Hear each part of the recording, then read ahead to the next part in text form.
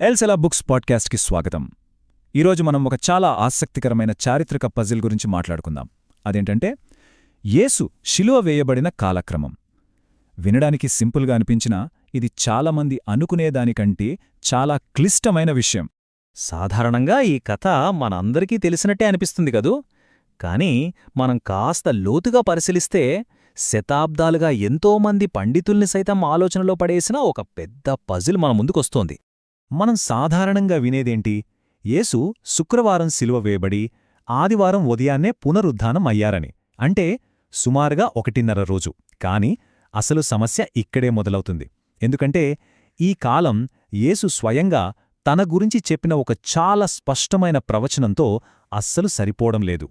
ఆయనేమన్నారంటే, యోనా 3 రాత్రింబగళ్ళు తిమింగలం కడుపులో ఎలా ఉన్నాడో అలాగే మనుష్యకుమారుడు 3 రాత్రింబగళ్ళు భూగర్భంలో ఉంటాడు.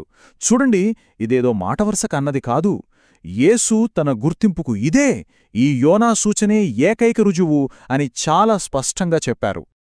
అయితే ఈ తేడా గురించి అడిగితే కొన్ని సాధారణమైన సమాధానాలు వినిపిస్తుంటాయి. మరి ఆ వివరణలేంటి? అసలు అవి ఈ పజల్ను ఎందుకు పరిష్కరించలేకపోతున్నాయో మనమిప్పుడు చూద్దాం.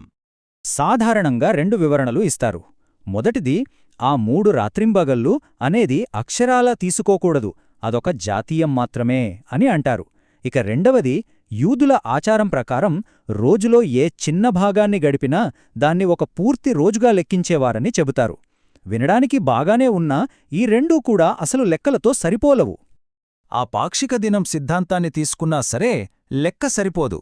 ఎలాగంటే శుక్రవారం మధ్యాహ్నాన్ని ఒక పగలుగా, శనివారాన్ని 2వ పగలుగా, ఆదివారం ఉదయాన్ని 3వ పగలుగా లెక్కించవచ్చు. సరే, 3 పగళ్లు సరిపోయాయి. కాని రాత్రులో శుక్రవారం రాత్రి, శనివారం రాత్రి అంతే, 2 రాత్రులు. మరి ప్రవచనంలో చెప్పిన 3వ రాత్రెక్కడుంది?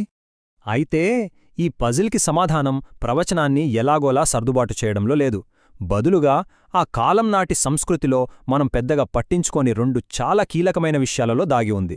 ఇక్కడే అసలు విషయం దాగి ఉంది. ఒకవేళ ఆ వారంలో మనం అనుకుంటున్నట్టు ఒకటే కాదు 2 సబ్బాతులుంటే పరిస్థితేంటి? నిజానికి సువార్తలను జాగ్రత్తగా చదివితే శిలువ తర్వాత వచ్చిన సబ్బాతు సాధారణమైన శనివారం కాదనే సూచనలు మనకు స్పష్టంగా కనిపిస్తాయి. యూదుల క్యాలెండర్లో ప్రతి శనివారం వచ్చే వారపు సబ్బాతుతో పాటు 7 పవిత్రమైన పండుగలతో ముడిపడి ఉన్న ప్రత్యేక సబ్బాతులు కూడా ఉంటాయి. వీటినే ఉన్నత దినాలు లేదా హైడేస్ అంటారు. ఇవి వారంలో ఏ రోజైనా రావచ్చు. యోహాను సువార్త 19వ అధ్యాయం 31వ వచనంలో చాలా స్పష్టంగా ఆ శిలువ జరిగిన తర్వాత వచ్చిన సబ్బాతు అటువంటి ఒక ఉన్నత దినమని చెప్పబడింది. అంటే శిలువ వేయబడిన ఆ వారంలో 2 సబ్బాతులు ఉన్నాయన్నమాట. ఒకటి ఆ పండుగకు సంబంధించిన ఉన్నత దినం, 2 మామూలుగా వచ్చే శనివారం సబ్బాతు. ఈ విషయం అర్థమైతే బైబిల్లోన్న ఇంకో చిన్న పజిల్ కూడా సాల్వ్ అయిపోతుంది. అదేంటంటే, స్త్రీలు సబ్బాతు ముగిశాక సుగంధ ద్రవ్యాలు కొని మళ్లీ సబ్బాతు రాకముందే వాటిని సిద్ధం చేశారు. ఎలా సాధ్యం? మధ్యలో ఒకరోజు ఖాళీ ఉంటేనే అది సాధ్యం. ఇక రెండవ ముఖ్యమైన క్లూ ఏంటంటే, యూదులు రోజుని లెక్కించే విధానం. మనకులాగా అర్ధరాత్రితో కొత్త రోజు మొదలవదు. వాళ్లకు సూర్యాస్తమయంతో ఒకరోజు ముగిసి కొత్త రోజు మొదలవుతుంది. ఈ విషయం ఈ కాలక్రమాన్ని అర్థం చేసుకోవడానికి చాలా ముఖ్యం. సరే, ఇప్పుడు మన దగ్గర 2 బలమైన ఆధారాలు ఉన్నాయి. ఒకటి, ఆ వారంలో 2 సబ్బాతులు ఉన్నాయి. 2, రోజు సూర్యాస్తమయంతో మొదలవుతుంది. ఈ రెండింటినీ ఉపయోగించి ఆ చివరి వారాన్ని మనం ఇప్పుడు పునర్నిర్మిద్దాం. అప్పుడు ఈ పజిల్ ఎంత తేలిగ్గా పరిష్కారమవుతుందో మీకే తెలుస్తుంది. ఈ కొత్త కాలక్రమం ప్రకారం యేసు శుక్రవారం కాదు, బుధవారం పస్కా పండుగ రోజున సిలువ వేయబడ్డారు. బుధవారం మధ్యాహ్నం 3 గంటలకు మరణించి సూర్యాస్తమయానికి ముందే సమాధి చేయబడ్డారు. సరే, ఇప్పుడు లెక్కిద్దాం. బుధవారం సాయంత్రం నుండి గురువారం సాయంత్రం వరకు ఇది మొదటి రాత్రి, మొదటి పగలు. ఇది ఉన్నత దిన సబ్బాతు. గురువారం సాయంత్రం నుండి శుక్రవారం సాయంత్రం వరకు ఇది 2వ రాత్రి, 2వ పగలు. ఈ రోజున స్త్రీలు సుగంధద్రవ్యాలు కొన్నారు. శుక్రవారం సాయంత్రం నుండి శనివారం సాయంత్రం వరకు ఇది 3వ రాత్రి, 3వ పగలు. ఇది వారపు సబ్బాతు. చూశారా? సరిగ్గా 3 రాత్రులు, 3 పగళ్ళు. ప్రవచనం ఖచ్చితంగా నెరవేరింది. అయితే ఈ కాలక్రమాన్ని సరిచేయడం కేవలం తేదీలు, సమయాలు సరిచూసుకోవడం కోసం మాత్రమే కాదు. దీని వెనుక మనం గమనించాల్సిన ఒక చాలా లోతైన వేదాంత ప్రాముఖ్యత, ఒక అద్భుతమైన ప్రవచనాత్మక నెరవేర్పు ఉంది. ఇక్కడే అసలు అద్భుతం దాగి ఉంది. ఈ బుధవారం కాలక్రమం ప్రకారం చూస్తే యేసు మరణం, సమాధి, పునరుత్థానం అనేవి యాదృచ్ఛికంగా జరగలేదు. అవి పురాతన యూదుల పండుగల యొక్క ప్రవచనాత్మక నెరవేర్పుగా కనిపిస్తాయి. ఎలాగంటే ఆయన పస్కా పండుగ రోజునే పస్కా గొర్రెపిల్లగా మరణించారు.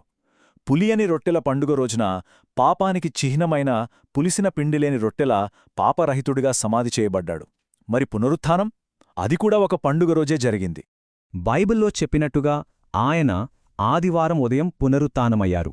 ఆ రోజు యూదుల క్యాలెండర్ ప్రకారం ప్రథమ ఫలాల పండుగ, కోతకాలంలో మొట్టమొదట పండిన ఫలాన్ని దేవునికి అర్పించే రోజు. సరిగ్గా అదే రోజున నిద్రించిన వారిలో ప్రథమ ఫలముగా క్రీస్తు మృతులలో నుండి లేచారు.